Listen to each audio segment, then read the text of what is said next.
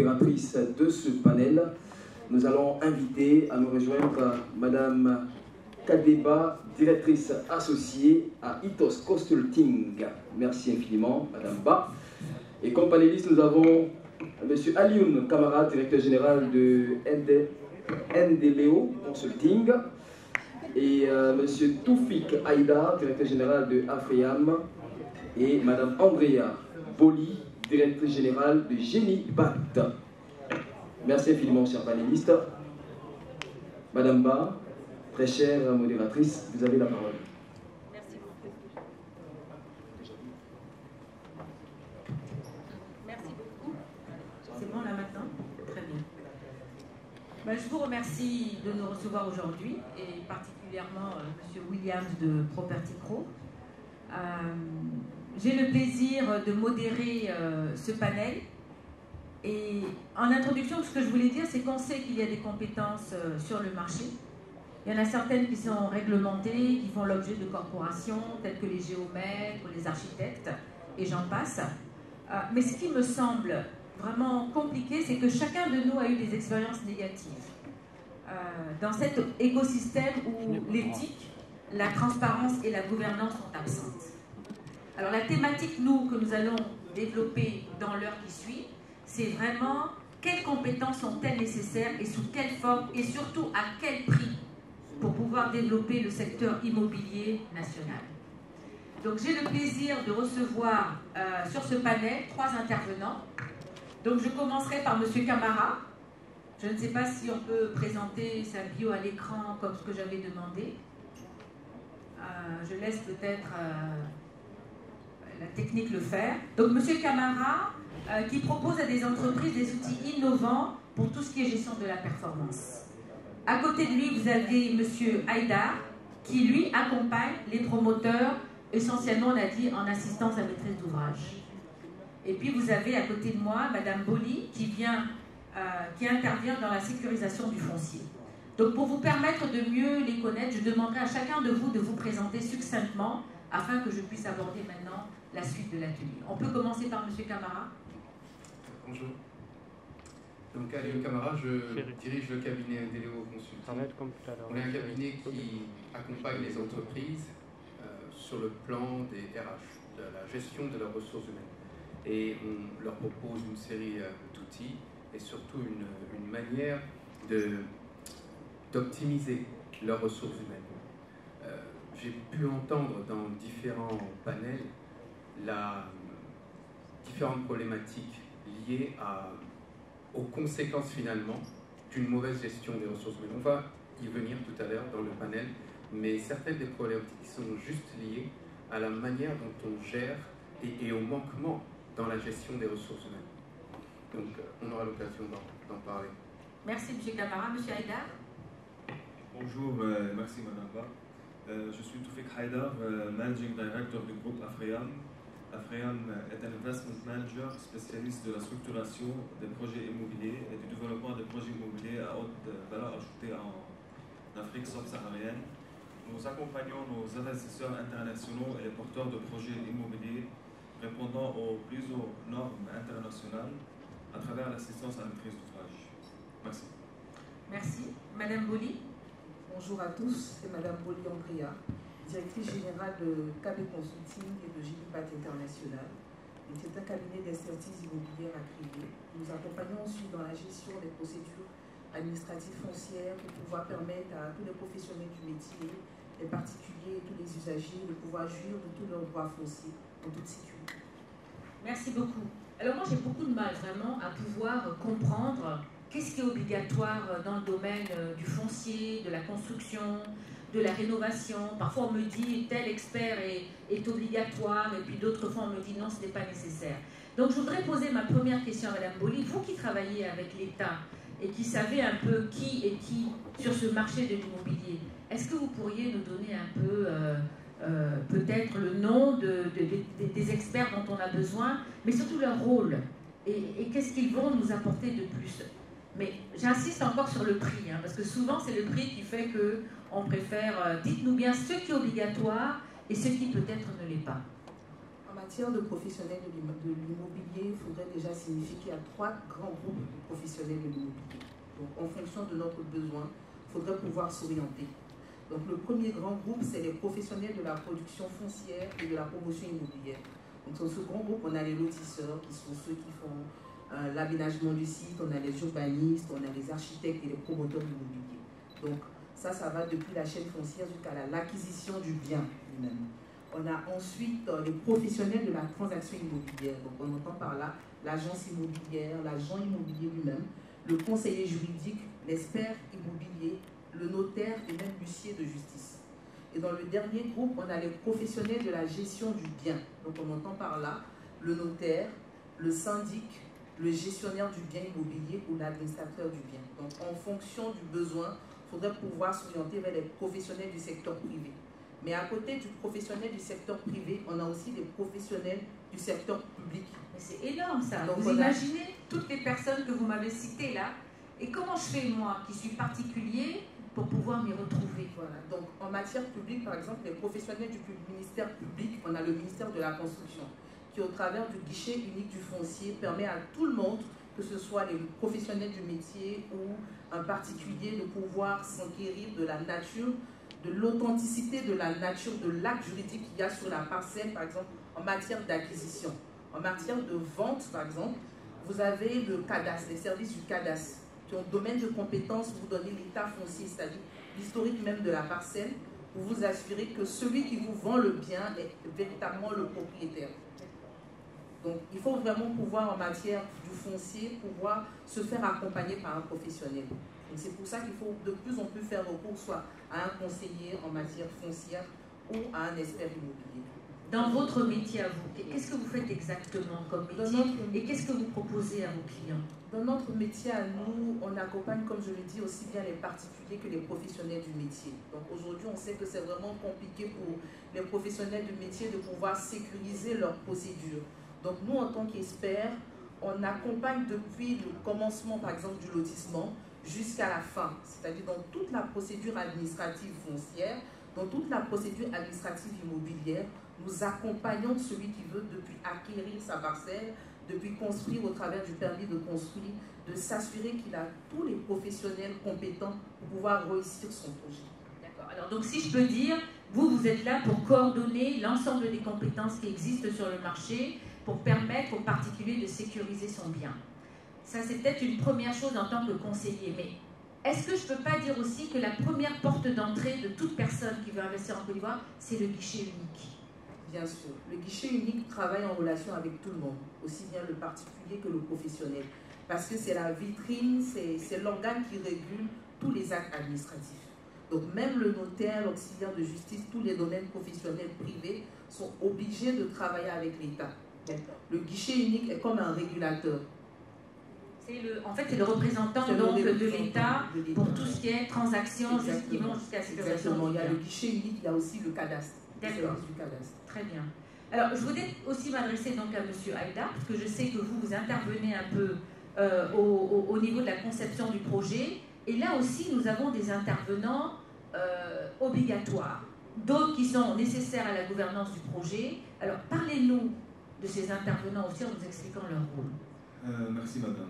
Tout d'abord, pour réussir un projet immobilier, il faudra vraiment savoir les différentes phases du projet et les différents intervenants et comprendre leur rôle et les obligations. D'un côté technique, dès la phase pour les différentes phases, on a tout d'abord la phase de conception, qui est la phase la plus importante. Il y a ensuite les grosses œuvres, les secondes œuvres et les finitions.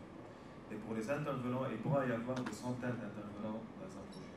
Les intervenants les plus importants, on commence tout d'abord par le client qui est le maître d'ouvrage. Le client, le maître d'ouvrage. Je pense qu'on est un peu... On sait que c'est lui en tout cas qui va payer. C'est le payeur, voilà. C'est l'investisseur.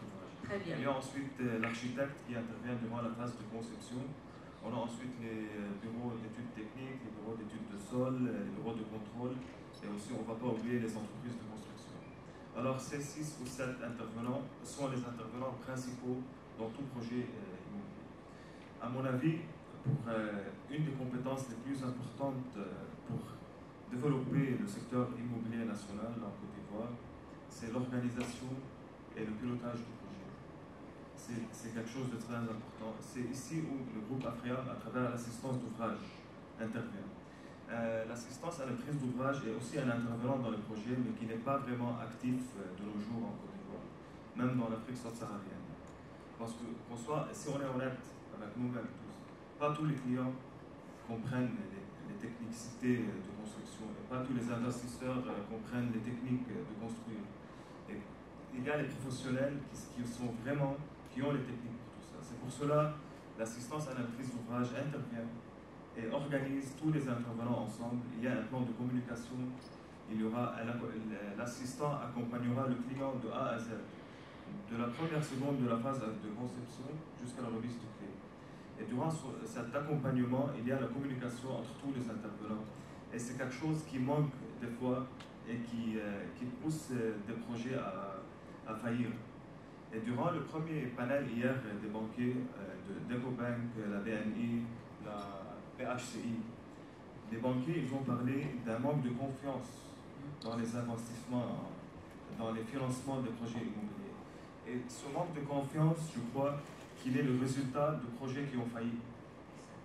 Et les projets, d'habitude, s'il y a une organisation de projet, s'il y a le plan de A à Z, quoi faire, qui faire quoi, si on a les rôles et les obligations de chaque intervenant, le projet ne va jamais faillir.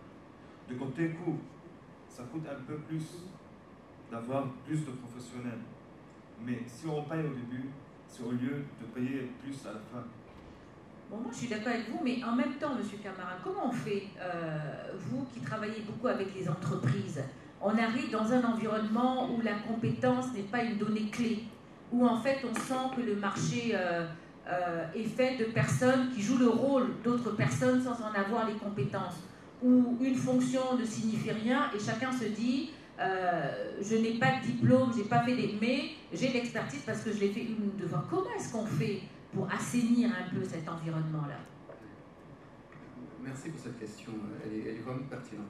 Il y a tout à l'heure l'intervenant, Finimo, a mentionné le fait qu'il y a, au gré des opportunités, il y en a certains qui sont aujourd'hui aménageurs et qui vont, parce qu'ils voient une opportunité à un moment précis, vont devenir promoteurs immobiliers, vont devenir investisseurs, etc. Et ça, vous parliez de failles tout à l'heure, et effectivement, quand on n'a pas défini une stratégie claire, déjà juste la stratégie d'entreprise, qu'est-ce qu'on fait? Comment nous définissons-nous sur le marché? Qu'est-ce que je suis et qu'est-ce que je suis censé faire? Ça, cette première question on n'y répond pas. Pourquoi? Parce que, bon, sans vexer ou chercher à blesser qui que ce soit, mais on a sur nos marchés des mercenaires. Des mercenaires. Des mercenaires. Et dans l'immobilier, on a l'impression qu'il y en a beaucoup de mercenaires. Exactement. Et bon, parce que l'objectif, c'est de faire de l'argent. Or, justement, je pense que c'est la plus belle manière de faillir que de chercher à juste faire de l'argent. Quand on est promoteur immobilier, finalement, on accompagne un couple, une famille, à réaliser un rêve. Dans ça, là, on se fera de l'argent. Mais à un moment donné, il faut savoir ce que l'on fait, pourquoi on le fait. Et ça, quand on regarde en amont, ça veut dire que chacun dans l'entreprise doit savoir faire. Aujourd'hui, en fait, quand on regarde aussi le marché, les entreprises, les agences immobilières, les promoteurs immobiliers, etc., de ce que j'ai observé, il va y en avoir peut-être beaucoup d'entreprises en fait avec 5 à 10 personnes. Mais pourquoi? Parce que, bon, déjà, il y a une pénurie de compétences sur le marché, dans pas mal de secteurs, du secteur immobilier, mais aussi parce qu'on ne prend pas le temps de construire. Du point de vue RH, tout ça c'est du point de vue RH, on ne prend pas le temps de construire. Quand je regarde aujourd'hui, il y a Adowa, donc groupe marocain, qui est en train d'investir l'Afrique subsaharienne. Mais Adowa, je faisais mes recherches en préparant Adowa, ils sont en fonction des classements, 2e, 3e, 5e, voilà, sur leur marché, dans le secteur immobilier très dynamique du Maroc. Mais ça se construit au gré des années. Et donc ça veut dire que concrètement, maintenant, pour parler concrètement du point de vue RH, et répondre à votre question, c'est qu'en amont, on a un alignement entre la stratégie de l'entreprise et la stratégie RH. Donc comment on va gérer les offres pour pouvoir servir cette stratégie d'entreprise. Et donc ça, il convient pour cela de mettre en place toute une série d'outils pour servir encore une fois la stratégie de l'entreprise qui va dépasser les intérêts individuels. Voilà. Très bien. Bah, écoutez, moi quand je vous entends, j'ai l'impression, moi qui suis en tout cas, je dirais, je suis le client, je suis le promoteur, bah, j'ai l'impression que si mon projet échoue, c'est de ma faute. Parce que je n'ai pas planifié, parce que je n'ai pas pris les experts qu'il fallait. Je voulais quand même savoir si l'assistance est d'accord avec moi et s'ils ont des questions avant qu'on ne passe à une autre série de questions qui vous concernent. Est-ce qu'il y a quelques questions dans la salle ou vous souhaitez que je continue? Je vous trouve bien silencieux. Je sais que c'est après le déjeuner, mais quand même. Donc je peux continuer, vous n'avez pas de questions. Je vois une main qui se lève par derrière là. Non? Alors, moi j'aurais voulu, sur la base de ce que vous avez rencontré, que vous puissiez me présenter quelques échecs de votre expérience et que vous voudriez partager un peu avec les personnes qui sont ici présentes. Mais vraiment dans le domaine de le manque de compétences dans un projet qui a fait que ce projet-là a totalement failli. À vous de... Merci madame. Je vais parler tout d'abord d'un échec et ensuite d'un professionnel, d'un client qui nous a rapprochés avant l'échec. Excellent.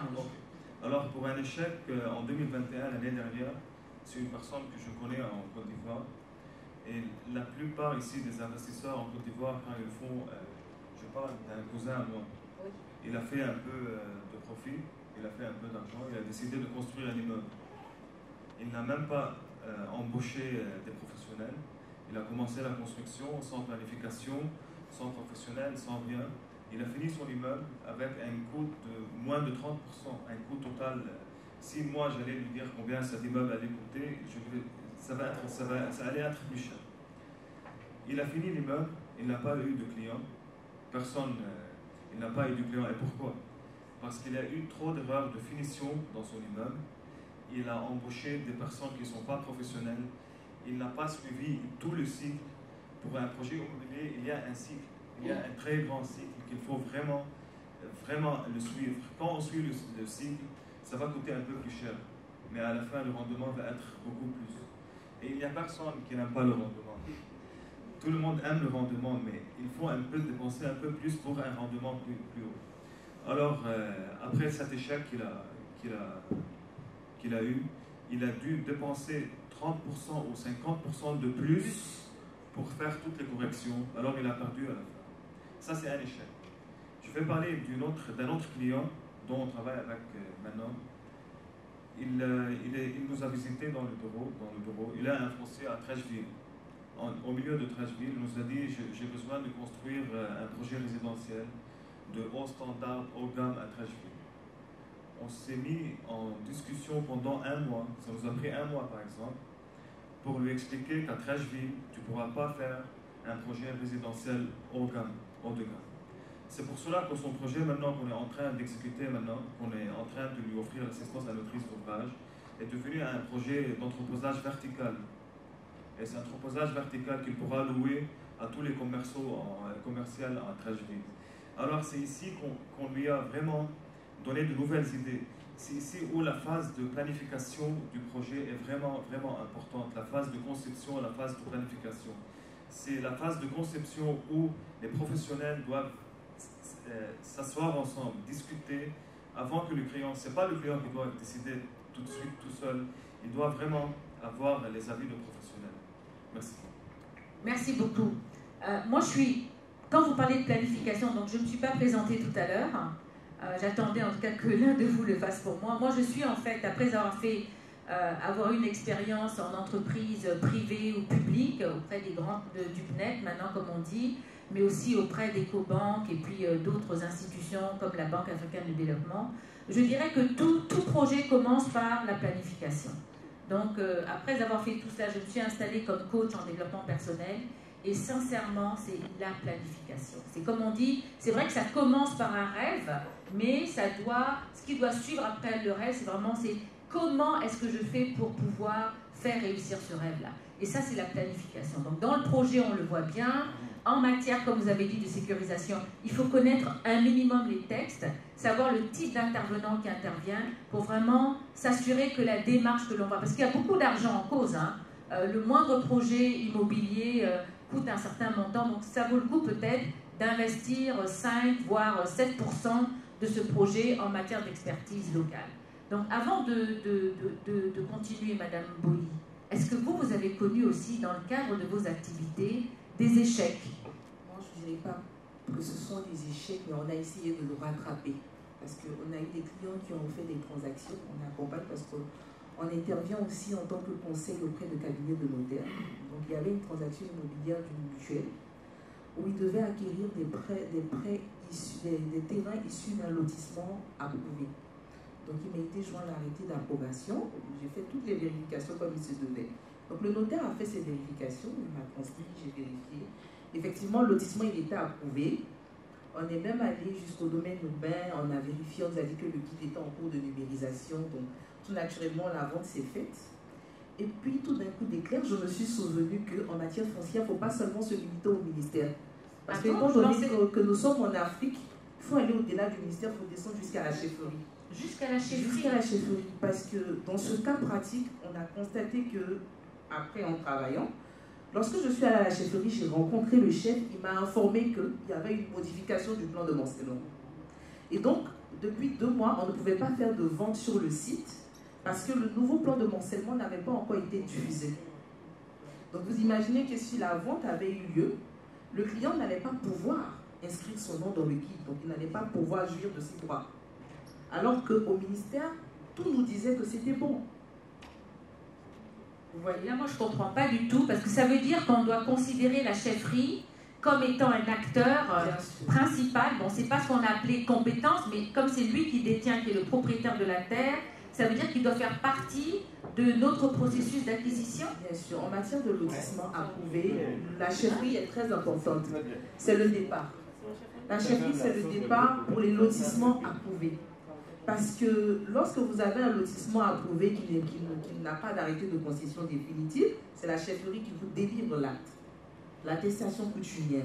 Donc si la chefferie se trouve au cœur des litiges, même si le ministère n'a pas encore pris acte du litige, vous pouvez vous retrouver dans des problèmes. Mais est-ce que ce n'est pas justement ce qui embrouille toute cette situation? On parle de compétences, puisque nous, en tant qu'experts, on sait ce que ça veut dire la compétence. Mais là, vous êtes en train d'introduire dans le processus quelqu'un qu'en fait tout le monde ignore. C'est pour ça qu'il faut se faire accompagner. Quand je dis tout le monde, je viens acheter un terrain avec vous, vous êtes une entreprise, donc vous êtes une entreprise, vous avez un titre foncier, vous avez quelque chose, je viens l'acquérir avec vous et on me dit non, finalement ce que vous avez acquis n'est pas bon parce qu'on a fait un morcellement différent. Mais il y a un problème. En fait, l'approbation en elle-même n'est pas remise en cause. C'est que le client, peut-être qu'il veut acheter le bien pour en jouir immédiatement. Mais le fait qu'il y a une procédure de remorcellement du site ne permettra pas à l'acquéreur de pouvoir jouir dans l'immédiat de son bien. Il ne pourra pas non plus procéder à la demande de l'ACD. Donc il faudrait déjà informer, s'il n'a pas la personne requise pour le conseiller, il ne saura pas quels sont ses droits.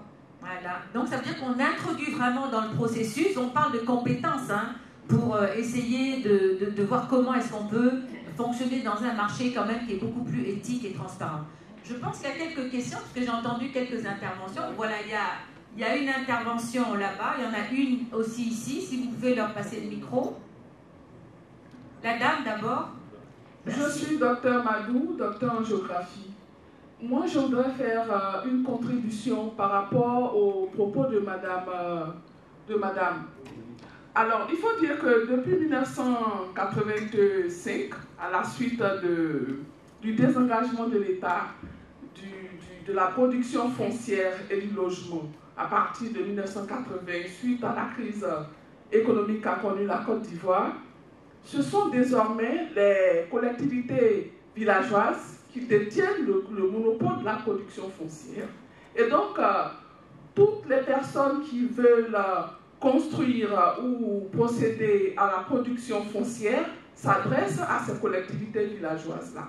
Et ils travaillent de concert avec très souvent les géomètres qui font les morcellements, qui font le lotissement, qu'ils soumettent maintenant aux promoteurs immobiliers. Il y a aussi des promoteurs immobiliers qui entrent directement en contact avec ces collectivités villageoises, qui leur cèdent une parcelle, quitte à eux maintenant de morceler, de faire le lotissement selon leurs ambitions et procéder aux constructions. Et donc c'est cet apport-là que je voudrais apporter. Je vous remercie beaucoup, Madame Madou. On va passer donc à la deuxième contribution.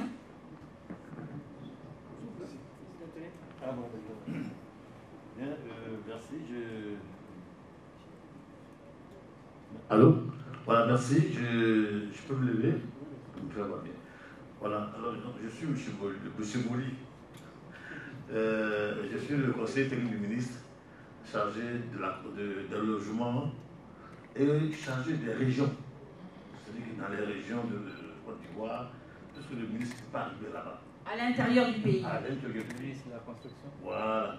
Donc, je suis le petit ministre de la construction pour l'intérieur. Bon, ceci étant, je crois que les dames ont bien intervenu. Je pense que ce n'est pas pour rien qu'elles sont des garants du patrimoine familial. Parce que madame qui est intervenue pour parler, pour faire une contribution, et madame Babaïni Boli a fait une très bonne introduction. C'est pourquoi je dis pour tout projet, vous pouvez planifier, mais cherchez le bon interlocuteur pour faire l'interface. Parce que vis-à-vis de l'administration, il faut une personne qui est avertie. Comme la dame l'a indiqué tout à l'heure, vous pouvez avoir toute la documentation, mais la racine de l'affaire, c'est la communauté villageoise, comme l'a dit madame. On va s'arrêter un peu, je pense qu'on a tous compris. Hein. J'avoue que pour moi, il fallait s'adresser au ministère, aller au guichet unique, mais vous êtes en train de nous dire maintenant qu'il faut aller au-delà de ça et qu'il faut aller vers le vrai propriétaire qui est la communauté villageoise. La communauté villageoise est un acteur du foncier parce qu'elle aide à la production. C'est elle qui est garante du sol. C'est elle qui la met à disposition de l'administration, de tous les opérateurs pour pouvoir constituer tout le socle de l'investissement. Quand vous avez lu toute la documentation, assurez-vous que le document produit est encore d'actualité. Et dans tous les contentieux, vous allez voir que ça provient de la chefferie, parce que dans le sud surtout, quand la chefferie change, la documentation change. Donc, beaucoup de conflits que vous verrez à Boubaoulé, contre telle communauté, à Bécherville, quand ils changent de génération, la chefferie change. Voilà, donc il faut vraiment vérifier. Mais c'est surtout, quand vous planifiez, cherchez la bonne personne pour vous accompagner. C'est-à-dire que l'opérateur, le promoteur immobilier. Voilà, le promoteur immobilier est averti, qui est de notoriété, va pouvoir bien vous conseiller pour que vous ne puissiez pas rencontrer des écueils sur le chemin. D'accord. Écoutez, merci beaucoup. Je pense que ça, c'est une information qui est très importante pour chacun de nous, puisqu'on est tous à la base acquéreurs ou vendeurs de parcelles. Monsieur Haïdar, chacun de vous a présenté un peu les échecs et peut-être ceux qu'ils ont fait bien. Oui. Ah, excuse-moi. Excuse-moi. Alioune. Alors, j'ai un exemple par rapport à un échec, un exemple d'échec. C'était un ancien client, en fait, qui m'avait recommandé auprès d'un constructeur enfin, lui est architecte, et il avait utilisé un constructeur pour pouvoir, pour un projet immobilier à Assy. Il m'envoie ce jeune homme qui est à la tête d'une entreprise, et il m'explique en amont que le petit n'exécute pas bien le travail. Donc je lui parle et je lui fais savoir qu'il lui faut des process. Enfin, je lui dis exactement ce qu'il convient de mettre en place pour pouvoir demain déjà grandir sur des fondations solides et demain être potentiellement un champion national. Il a pris la poudre d'escampette. Donc c'est dommage, il n'a pas écouté les conseils. Il a poursuivi avec l'architecte et il a dû partir du projet. Pourquoi? Parce qu'il n'a pas suivi, il n'avait pas les fiches de poste adéquates pour chacun de son personnel, chacun des membres de son personnel. Il n'avait pas une vision claire de ce qu'il voulait, une stratégie encore moins, et donc aucun alignement entre la stratégie de son entreprise et la manière de gérer ses RH. Une expérience qui est en train de fonctionner. En 2020, un autre client, à la faveur de la crise, je pense, perd un pan assez important de ses employés. Et notamment, d'ailleurs, il avait, parmi les pertes d'employés, là, il y en avait 3 qui avaient quitté l'entreprise, ils s'étaient mis ensemble et ils avaient volé les clients de l'entreprise pour aller créer la... Voilà, encore une fois, les mercenaires. Donc, et là, ce client avait été vraiment affecté par toutes ces démissions en chaîne. Et là, c'est une partenaire recruteuse qui lui demande de se mettre en contact avec le cabinet. Et là, on a bel et bien mis en place ce qu'il faut. Maintenant, il est en train de vraiment au moins jouer son rôle d'employeur, où il va sécuriser, du point de vue de la gestion RH, sécuriser, essayer de fidéliser ses employés pour pouvoir justement déployer sa stratégie. Voilà. Merci beaucoup Alioune. Pour moi, c'est très important et tout le monde parle de planification, on parle d'experts, on parle de compétences. Alors, pour nous qui recrutons un peu des experts, qui cherchons un architecte, il me semble très important de tenir compte de ce que M. Alioune Camara a dit. Il faut l'interviewer, il faut connaître ses compétences, il faut savoir comment il gère son personnel, il faut savoir si sa vision est alignée avec ce qu'il exécute, avoir des exemples d'expériences qu'il a eues pour des clients comme vous. Et donc pour moi, c'est pas simplement de dire c'est l'ami, c'est l'architecte de mon ami que je recrute, c'est l'assistante à maîtrise d'ouvrage de mon ami. Non, c'est interviewer la personne, voir de quelle entreprise il s'agit et prendre les garanties pour que vraiment cette personne puisse vous rendre un service de qualité. En dehors de ce service de qualité, M. Haïdar, est-ce qu'il y a-t-il des innovations que l'on peut mettre en œuvre dans tous les projets qu'on réalise aujourd'hui? Et ensuite, je vous demanderai aussi, Mme Boli, au niveau de l'État, qu'est-ce qu'il y a de nouveau? Qu'est-ce qui est innovation? Mais aussi, toi aussi, Alioune, partagez avec nous vraiment le type d'outils modernes que vous utilisez pour mieux mesurer la performance. Monsieur Haïdar. Merci, madame. À propos des innovations, j'aimerais aussi... Le groupe Afream, un des ingénieurs du groupe Afream est le premier en Côte d'Ivoire à posséder un certificat Edge Expert. C'est un certificat délivré par la SFI, Groupe Banque Mondiale. C'est quoi le Edge? Le Edge, c'est Excellence in Design for Greater Efficiency. C'est un certificat et c'est un expert en vert, en green. De nos jours, je crois que c'est une compétence de plus, une qualité de plus. La Côte d'Ivoire, le marché immobilier en Côte d'Ivoire, il est encore primaire. Il va encore avoir des milliers de constructions. Alors pourquoi pas commencer à en développer en vert, de protéger l'environnement? Ce n'est pas seulement aussi pour l'environnement, c'est un outil très fort pour le marketing. Parce que de nos jours, si on a 2 immeubles l'un à côté de l'autre, un est certifié vert, Edge, et l'autre qui n'est pas certifié, avec le même prix au mètre carré, comme client, il va louer chez le certifié. Pourquoi? Parce qu'à fur et à mesure, au cours des années, ces dépenses énergétiques vont être beaucoup moins. Ça, c'est une des raisons pour les dépenses énergétiques. Et plus important aussi, l'environnement, les émissions de carbone. Ce sont des choses qu'il faut vraiment se concentrer, s'investir dans de nouvelles techniques pour les projets immobiliers. Et je crois que c'est une des qualités qui pourra contribuer aussi au secteur immobilier. Je crois d'ailleurs que l'Ivoire Trade Center est certifié Edge. J'ai vu ça sur leur publicité, je crois. Oui. Il y a l'Ivoire Trade Center, il y a le Movenpick, il y a peut-être 7 immeubles déjà en Côte d'Ivoire. D'accord. Mais pour être certifié, tu as besoin de l'expertise pour pouvoir être certifié. Tout à fait. C'est ce qu'on essaie de faire aussi. On essaye de faire la promotion de l'expertise en Edge, d'aider les clients à être Edge. Plus vert. Plus vert et plus orienté vers le développement durable. Très bien. Merci, M. Haïdar. Madame Boli, alors je crois aussi que le gouvernement a beaucoup d'initiatives qui se font dans l'amélioration, en tout cas, de la compétence et du suivi des transactions. Est-ce que vous avez des exemples ou des choses à nous dire sur ce plan-là? Il faut noter que ces dernières années, le ministère de la Construction a pris des réformes vraiment très structurées, donc notamment concernant le permis de construire, qui oblige l'intervention de l'architecte et du bureau de contrôle et de régulation pour les bâtiments supérieurs au R+2.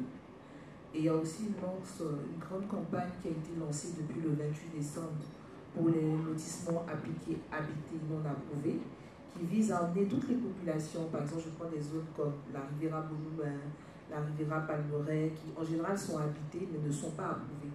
Donc pour éviter les riverains, pour éviter tous ceux qui habitent, tous les acteurs, les lotisseurs, les urbanistes, à s'orienter vers les ministères, les guichets, pour pouvoir enregistrer leur zone, car il y a une vaste campagne de régularisation en masse, pour pouvoir permettre à tout le monde de pouvoir avoir son titre de propriété. Et son permis de construire. Et son permis de construire. Parce que si vous n'avez pas l'arrêté de concession définitive, vous ne pouvez pas avoir de permis de construire. Donc du coup, il y aura forcément des répercussions sur la qualité des logements.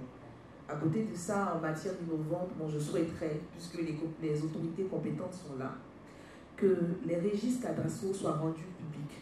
Ça faciliterait la tâche à tout le monde. Si les registres cadastraux sont rendus publics, tout le monde, si tu veux faire un achat, il suffira d'aller sur la plateforme en ligne. Parce qu'aujourd'hui, il faut noter que, comme je le dis déjà, l'État fait déjà beaucoup d'efforts. Il y a une plateforme publique du ministère qui est déjà mise en ligne, qui permet, du ministère de la Construction et du Logement. Et vous avez le lien, le nom? C'est wconstruction.gouv.ci, qui permet à tous ceux qui veulent faire des achats de s'assurer que le lotissement qui fait l'objet de la parcelle est effectivement approuvé. Donc vous allez pouvoir voir si l'arrêté d'approbation est diffusé ou pas, parce qu'il y a des lotissements qui sont approuvés, mais dont l'arrêté n'est pas diffusé. Donc au cas où vous consultez le site internet et que vous ne retrouvez pas l'arrêté, vous pouvez vous rendre au domaine urbain. Donc vraiment, pour moi, c'est vraiment important aussi qu'on ait de plus en plus les experts immobiliers agréés. Parce qu'on a vraiment besoin de pouvoir conseiller, de pouvoir intervenir dans la chaîne. Ça éviterait beaucoup de désastres. Parce que les gens sont mal conseillés, ils sont mal orientés, ils ne savent pas quelle procédure de transaction immobilière il faut faire par rapport à tel acte. Même les promoteurs se retrouvent à faire des acquisitions avec des parcelles qui ont l'ACD, ils se retrouvent au cœur de contentieux, où l'ACD même est remis en cause, alors que nous, en tant que conseil, on a la capacité d'aller plus loin, de s'assurer même que l'ACD même a respecté les normes, parce qu'il y a des ACD qui ne respectent pas les normes, qui ont sauté des étapes. Donc nous, on intervient là en tant que vraiment contrôle, pour protéger les intérêts vraiment des acteurs, aussi bien du foncier que des particuliers. D'accord, donc ce que je retiens, c'est qu'il y a tout un processus et à chaque étape, on doit s'assurer qu'on est sur le bon processus. Et on a des personnes comme vous qui peuvent nous accompagner pour pouvoir sécuriser au mieux notre bien. Exactement. Ce que je comprends aussi, c'est que la compétence, elle est aussi digitale, puisque ça veut dire qu'on a un site internet sur lequel, vous m'avez dit que ça s'appelle www.construction.gouv.ci, sur lequel n'importe qui peut aller et vérifier l'origine des documents que vous avez devant vous. Je vais acheter un terrain, je veux acheter une maison, je suis capable en tout cas par moi-même d'aller voir. C'est vraiment le premier contrôle que l'on peut faire. Ça, c'est pour les lotissements approuvés. Approuvés. Maintenant, pour les lotissements qui sont dotés de l'ACD, vous pouvez écrire au ministère ou vous demander un état foncier. D'accord, très bien. Monsieur Camara, est-ce qu'on peut aussi savoir en termes d'innovation, qu'est-ce qui est vraiment dans l'air du temps pour tout ce qui est compétences de personnes qui s'occupent d'immobilier dans l'entreprise? En tout cas, moi je vais parler pour ce que le cabinet a fait sur ce sujet-là en termes de digitalisation pour mieux gérer la performance. Et en l'occurrence, on a développé un logiciel de gestion de la performance qui consiste à vous permettre en tant qu'entrepreneur de pouvoir tracer la performance de vos collaborateurs. Et ça permet de générer des statistiques qui ensuite vous permettront de savoir, de prendre les décisions en fait, à savoir est-ce qu'il convient d'encourager le collaborateur en question parce qu'il aura bien performé ou alors de prendre les mesures pour tenter de réformer sa performance, en tout cas de l'améliorer. ou alors de se séparer du collaborateur. On utilise également des outils qui permettent de savoir si tel collaborateur est à la bonne place ou pas. Et ce sont des tests psychométriques qui permettent de savoir si véritablement on est en train de tirer le meilleur des collaborateurs qui travaillent avec nous. Et je mentionne ce point parce que aujourd'hui, on a une génération de collaborateurs qui, pour eux, estiment que, et c'est tout à fait louable, hein, mais qui estiment qu'ils n'ont pas besoin de rester 107 ans dans une entreprise, comme à l'époque de nos parents, comme à l'époque de nos grands-parents, pour pouvoir réaliser ce qu'ils souhaitent réaliser. On a également une génération d'individus qui estiment qu'ils doivent, probablement suite à la pandémie qu'on a vécue, se disent que leurs valeurs doivent être en adéquation avec les valeurs de l'entreprise. Et donc, on a maintenant différents outils, et je voudrais vous parler d'un en particulier qui, je pense, peut faire la différence quand il est bien implémenté dans les entreprises. Aujourd'hui, on a, et ça c'est vraiment une réalité, il y a dans les entreprises les gens qui ont leur travail en entreprise et qui font autre chose à côté.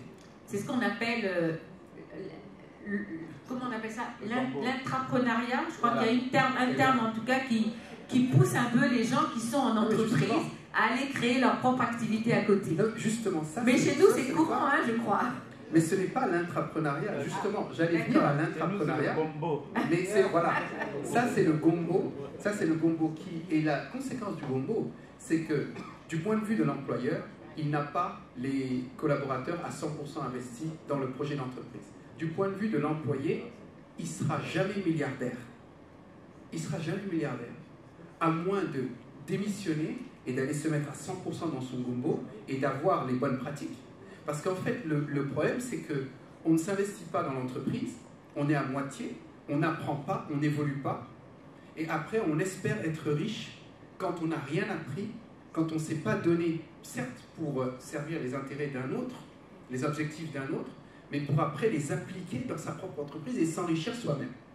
Donc, on est littéralement dans un cercle vicieux. Et l'intrapreneuriat est peut-être une solution pour justement juguler ça. C'est-à-dire que le principe, c'est que l'entreprise a des projets, elle cherche potentiellement à développer un aspect de son activité. Au lieu d'aller s'investir dans un autre marché, sur un autre secteur qu'elle ne maîtrise pas nécessairement, elle voit parmi ses employés celui qui pourrait être intéressé, enfin, au-delà même de l'intérêt, celui qui potentiellement aurait les capacités de pouvoir développer, tout en restant employé de l'entreprise, pouvoir développer cet aspect, l'intéresser en lui offrant des parts dans l'entreprise pour après qu'ils puissent ensemble s'enrichir. Très bien, ça c'est une belle initiative. Belle... Très bien. Et ça, on accompagne les entreprises pour faire ça. Excellent. Est-ce qu'il y a des questions que vous avez? Oui, il y a une question là-bas.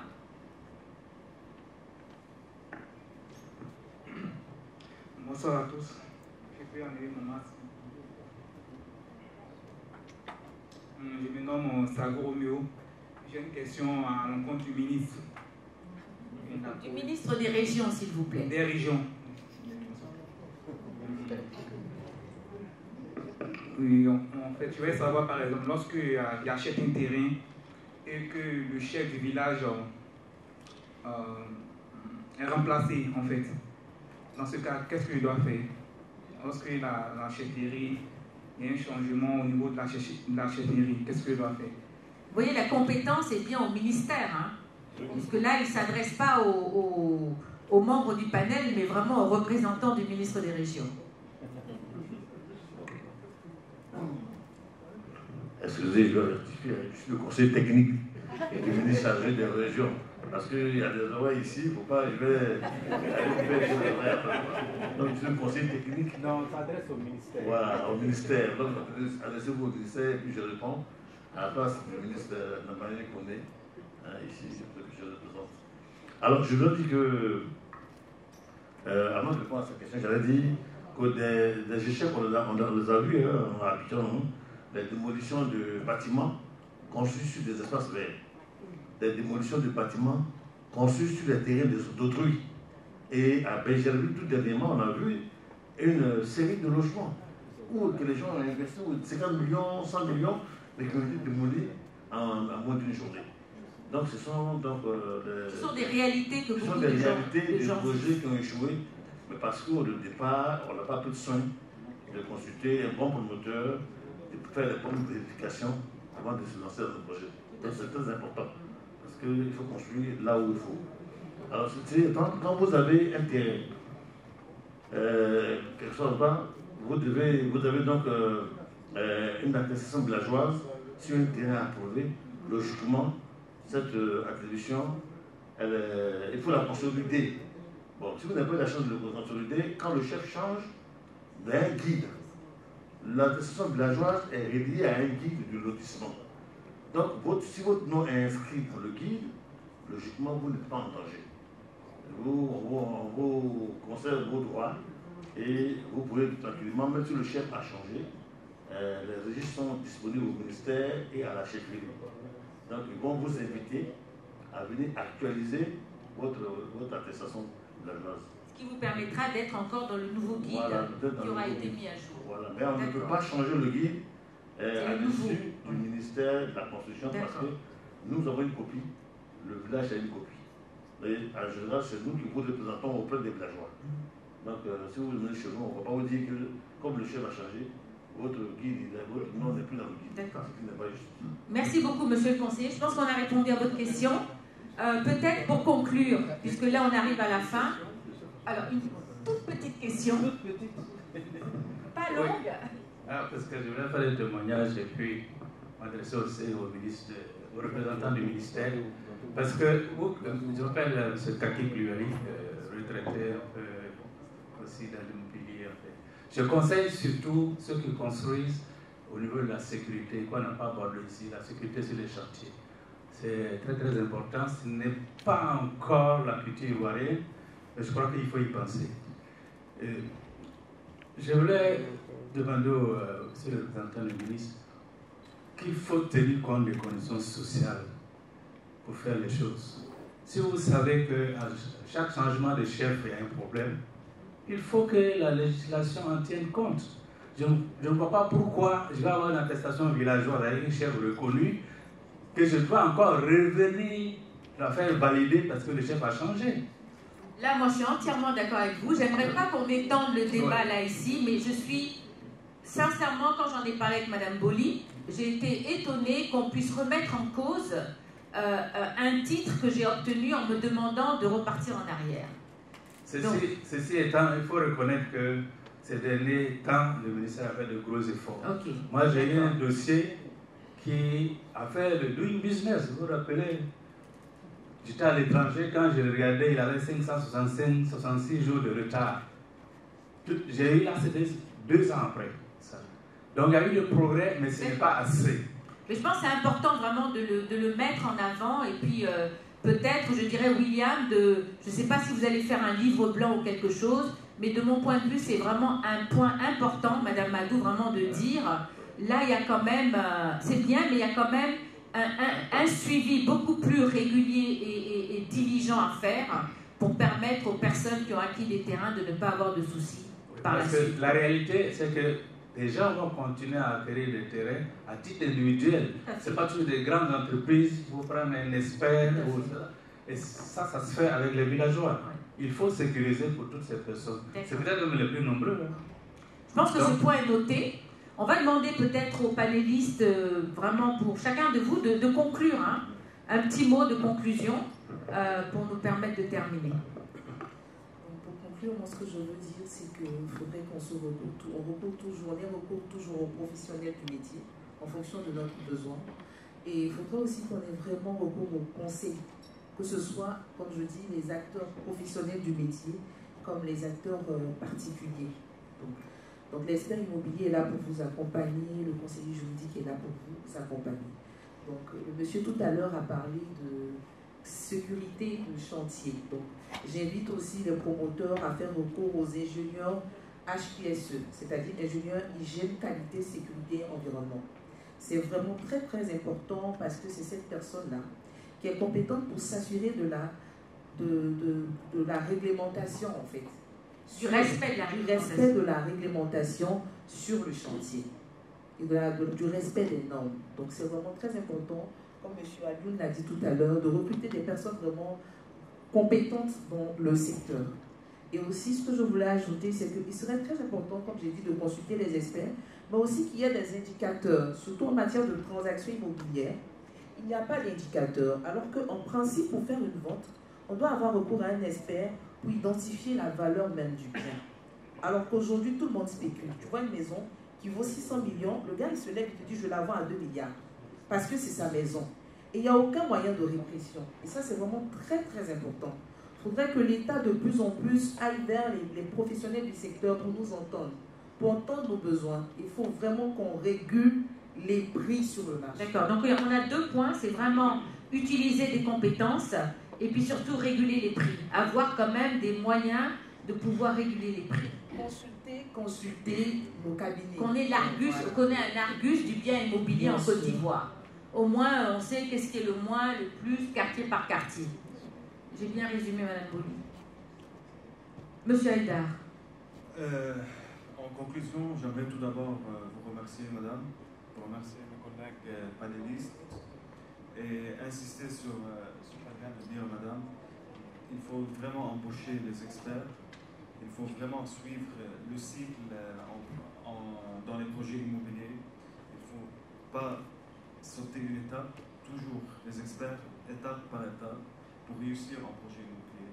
Et j'espère aussi qu'en Côte d'Ivoire, on commencera à construire des bâtiments verts de plus en plus aussi. Merci. Merci beaucoup. Donc ce qu'on retient vraiment, c'est les experts, on est d'accord, aimer la certification dont vous avez parlé, la certification EDGE. Il faudrait vraiment avoir de plus en plus d'adeptes. Oui, Monsieur Camara.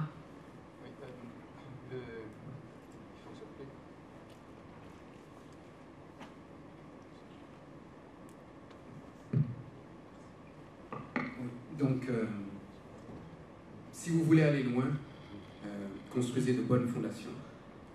Ça, c'est vraiment ce qui résumera tout ce qu'on a dit. Et en l'occurrence, pour ce qui me concerne, les RH, prenez le temps de bâtir quelque chose avec vos hommes et vos femmes qui travaillent avec vous, en suivant les étapes pour le coup, on pourra vous conseiller sur ça, mais bien suivre les étapes pour pouvoir avoir des équipes performantes, mais surtout engagées. Parce que quand on regarde bien, l'immobilier, là, c'est dans chaque étape, il y a possibilité, enfin quand je parle chaque étape, au niveau du foncier, de l'aménagement, promotion immobilière, etc., c'est facile de rêver en fait avec l'immobilier. Mais si on n'a pas les équipes qui rêvent avec vous, on n'a rien. On n'a rien du tout. Donc, et il y a une manière de les fidéliser, vos collaborateurs. Ça ne s'invente pas, et ça prend du temps. Demandez à tous ces investisseurs étrangers qui viennent, comment est-ce qu'ils sont devenus forts sur leur marché. Ils ont pris le temps de fidéliser et d'avoir une vraie marque, une vraie compétence, qu'ils ensuite vendent à l'étranger, qu'ils déjà vendent chez eux. Ils sont reconnus comme tels. Aujourd'hui, sur le marché, ce que je constate, c'est qu'il y a beaucoup d'acteurs, mais il n'y en a pas. Il y en a quelques-uns qui sortent du lot, mais une multitude qui sont dans l'ombre, parce qu'ils ne prennent pas le temps de faire les choses correctement. Donc prenez ce temps de faire les choses correctement. Merci beaucoup, Alioune. On est vraiment pris par les temps. Je voudrais remercier en tout cas les panélistes ici présents, qui méritent vraiment des applaudissements nourris de votre part. Je voulais aussi donc vous remercier pour votre attention et puis on se donne rendez-vous pour la prochaine session de Baby Models. Merci infiniment.